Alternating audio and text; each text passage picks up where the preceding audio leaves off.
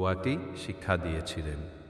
উচ্চারণ হলো আল্লাহুম্মা ইন্নী জালামতু নাফসি জুলমান কাসীরা ওয়ালা ইয়াগফিরুল যুনুবা ইল্লা আনতা ফাগফিরলি মাগফিরাতাম মিন ইনদিকা ওয়ারহামনি ইন্নাকা আনতাল গাফুরুর রহিম। অর্থ হলো, হে আল্লাহ, আমি আমার নিজের ওপর অনেক জুলুম করেছি, আর আপনি ছাড়া পাপ ক্ষমা করার কেউ নেই। অতএব আপনার পক্ষ থেকে আমাকে বিশেষভাবে ক্ষমা করে দিন এবং আমার উপর রহম করুন। নিশ্চয়ই আপনি পরম ক্ষমাশীল, পরম দয়ালু।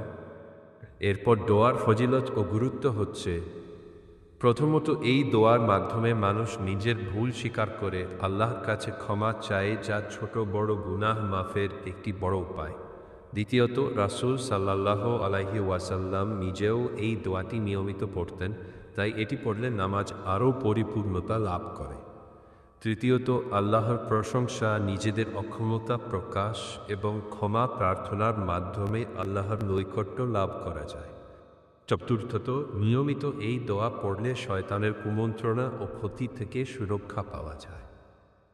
আপনি চাইলে আমি এটি পড়ার নিয়ম বা নামাজের অন্যান্য দোয়া সম্পর্কেও আরও বলতে পারি।